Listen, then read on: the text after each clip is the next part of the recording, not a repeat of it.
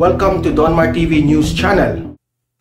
Okay, so pag-usapan natin itong si former Senator Leila de Lima na naniniwala, no, na wala nang dagdag na testigo sa kanyang case.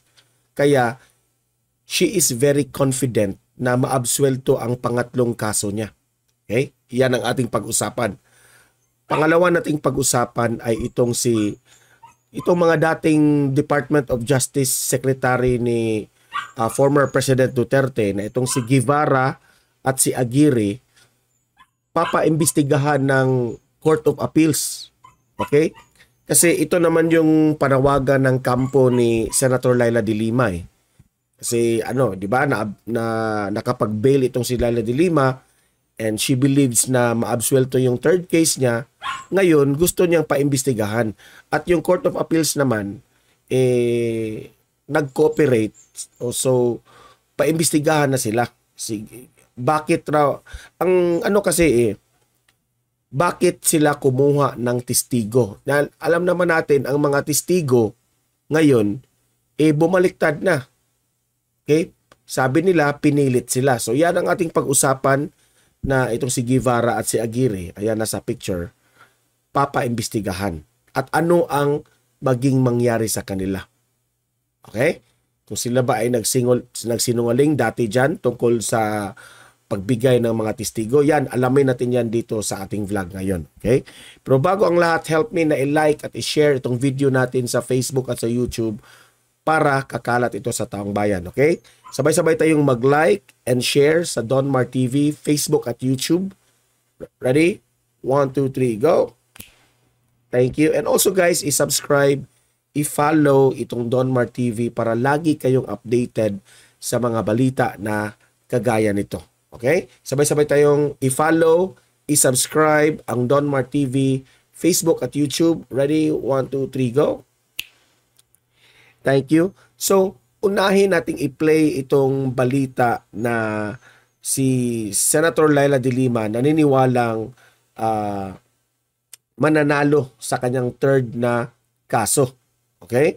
Sabi niya, wala nang, as of now, walang nadagdag na testigo.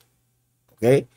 Kung ating balikan, yung nag-back out na nga yung mga testigo, di ba? Okay, so i-play natin itong video. Re-react tayo dito.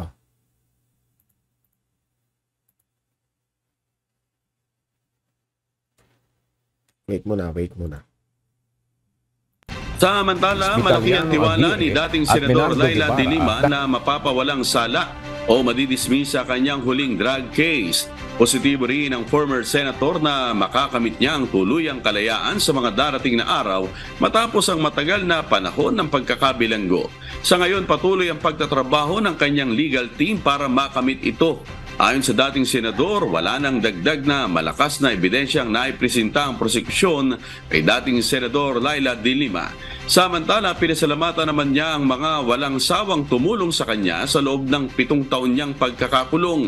Kasama sa kanyang pinasalamatan ang Administrasyong Marcos dahil sa paggalang umano sa proseso ng batas at ng hudikatura. Pakinggan natin ang pahayag ni dating Senador Leila de Lima. My lawyers are working on it. What is the next step? And just like the grant of bail, the grant of the bail itself is already a very positive and significant development.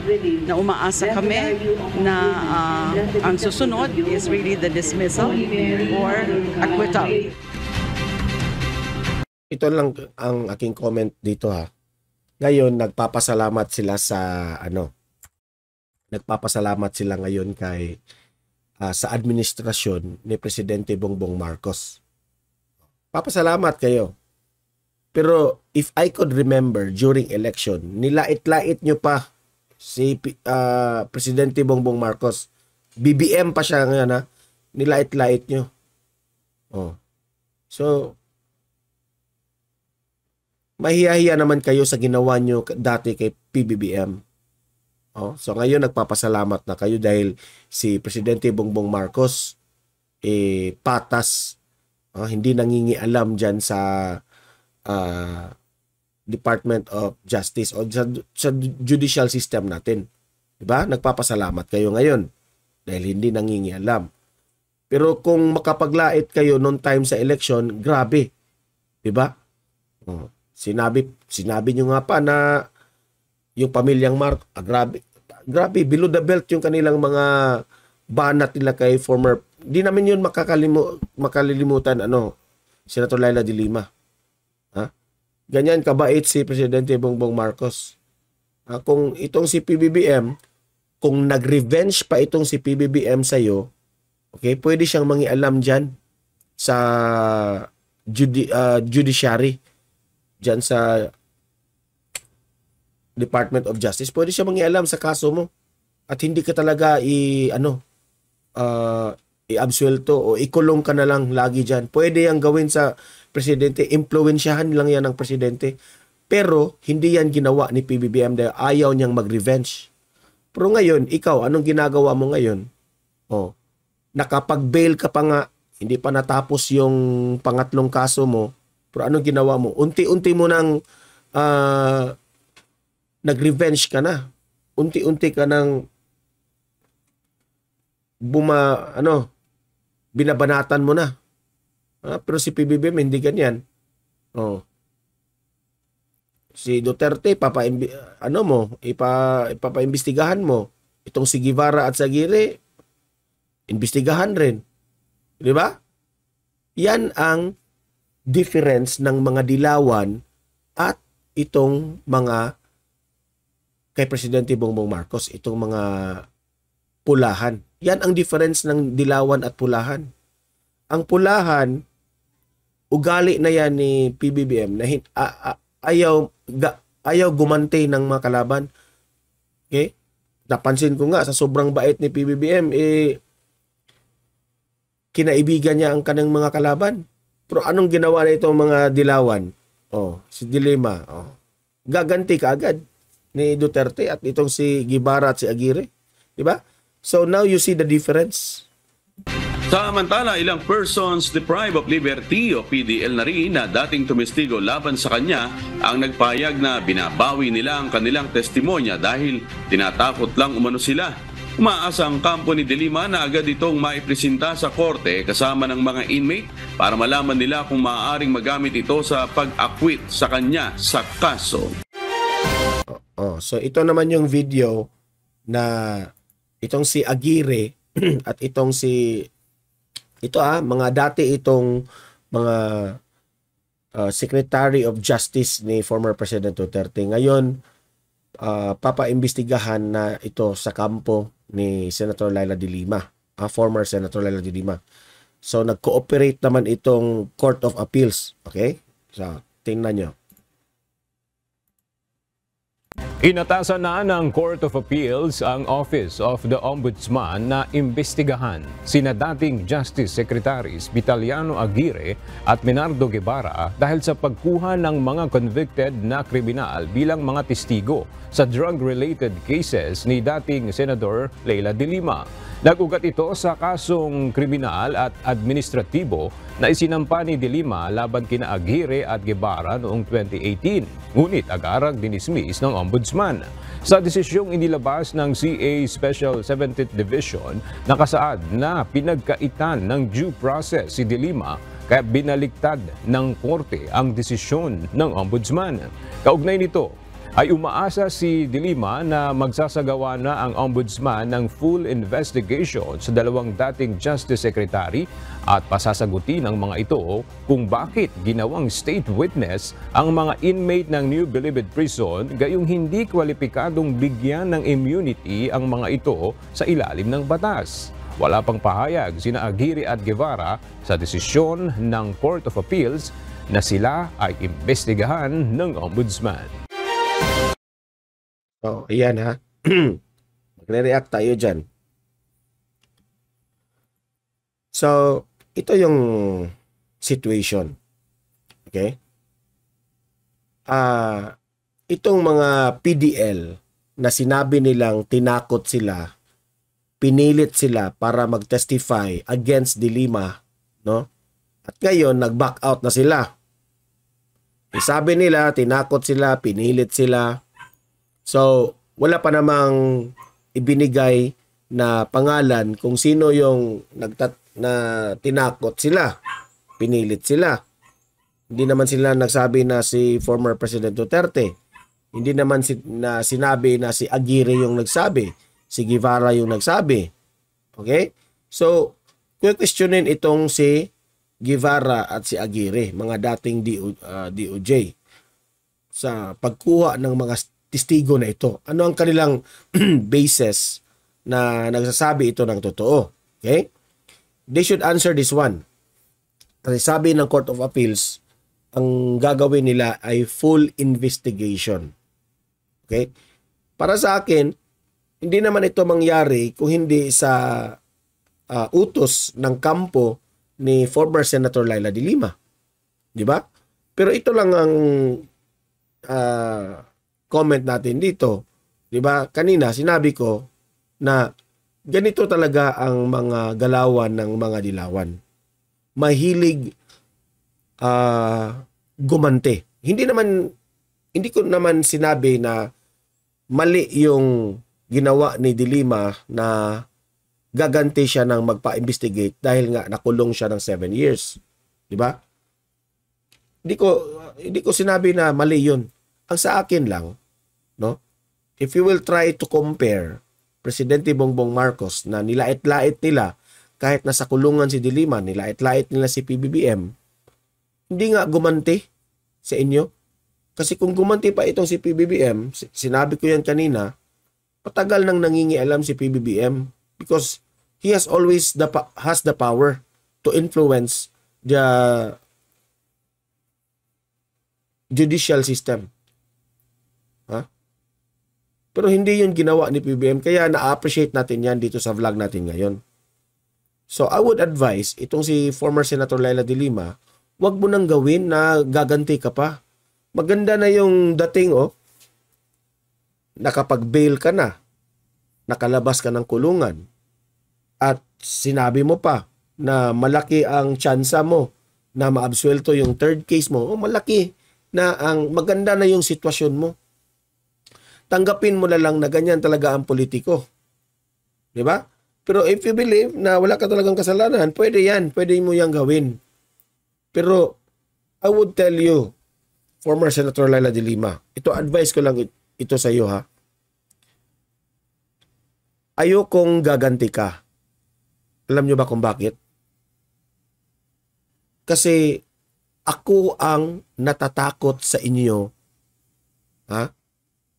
Remember, ang administrasyon natin ngayon, no? Hindi ito kontrolado ng mga dilawan ang administrasyon ngayon. Remember, it is still pulahan itong mga Marcos ang nagdala. Ang sa akin lang, natatakot ako para sa inyo, baka gantihan ka na naman. Diba? At hindi natin alam, this coming 2028, pag manalo si VP Sara bilang presidente, at pag initan ka, gagantihan ka sa mga ginawa mo dito kay Guevara at Aguirre, malaking malaking usapin na naman ito. It will not stop gantihan ng gantihan. Ganyan ang politika. Di ba? Against ako sa inyo, pero rerespetuhin natin ang desisyon ng ating Supreme Court. Papatunayan yan ng mga PDL na tinakot sila, na pinilit sila. So, full investigation ang sinabi ng korte. Itong Court of Appeals. Full investigation. Meaning, talagang questionin itong si Aguirre, itong si Guevara, no? Na hindi ba kayo inutusan ni former President Duterte na kumuha kayo ng mga PDL na to testify, gumawa ng state witness, meron maganyang script, talagang yan, full investigation ito. Okay? Ang sa akin nandito, what if mapapatunayan ni Aguirre at itong si Guevara na talagang may kinalaman itong mga testigo. Okay? Hindi natin alam. What if maglabas ng ebidensya itong si Guevara at si Aguirre na talagang connected si Senator Laila de Lima dito sa mga testigo na ito? What if ano yan? Di ba? So, ako ang natatakot para kay Laila de Lima sa kanyang pag-revenge, sa kanyang pagganti. Maganda na ang posisyon mo ngayon. So, dapat wag na. Ito advice ko lang ha. Hindi ko pinangunahan ang wala tayong right para pangunahan ang sistema ng gobyerno. Respetuhin natin 'yan. Pero ako dito nag-a-analyze lang ako baka ganyan ang mangyari. Di ba? Oh. Hindi lang ngayon, pati sa darating ng administrasyon. At alam ko kung hindi man mananalo ang mga Marcos, baka Duterte na naman ang mamuno ng ating bansa sa next 6 years. So, kasi sa analysis ko, wala na talaga ang mga dilawan. Wala na, bagsak na talaga. Ha? Wala na. Ewan ko ba kung makakabalik pa ba sa ere itong grupo ng mga dilawan sa politika. I think wala na. Wala nang future. So sa ngayon, no, Duterte, itong mga Duterte at mga Marcoses ang malakas ngayon. Oh, sabi nila si Tulfo raw, ganon. Di ba? So ayan, yan ang sitwasyon. Gusto ko lang malaman nyo dito sa channel natin, sa Donmar TV. Ang pananaw natin dito, patas laman. Di ba? Oh, alam nyo, baka DDS tayo dito sa ating vlogs. Pero I have to also advise Senator Laila de Lima. No? Kasi nagre-react lang tayo kung ano yung nakikita natin sa balita. Di ba? Ayoko namang babatikusin si Senator Laila de Lima dahil kalaban ito ni former President Duterte. Ang sa atin dito, patas tayo. Kahit kalaban niya ni former President Duterte, dapat i-analyze pa rin natin fairly and square. Di ba? Oh. So, wala kaming magawa dyan. We have to congratulate you for itong si Senator Laila de Lima na nakapag-bail ka. Oh. Congratulations ahead kung mananalo ka sa third case mo. Pero advice lang namin ito na wag nang daan sa maggaganti ka pa kay former President Duterte, itong si Aguirre at si Guevara. Wag na. Wag na. Oh, kagaya sa ginagawa ni na Bong Revilla Jr. Hindi siya gumanti sa mga Aquinos. Di ba? Nakulong rin 'yun. Nakulong rin 'yun si dating Jinggoy Estrada. Pero wala na. You live in peace, Senator Laila de Lima. Ako pa sa iyo, tutukan mo ng more time ang iyong pamilya, ang iyong ina na she really needs you. No? Dahil sabi mo nga, matanda na ang inay mo, nanay mo, give more time to her. Huwag mo nang mag-focus sa ganitong bagay, sa negative at sa politika. Huwag muna. No? Change career. Change career. Kasi baka another na naman, no?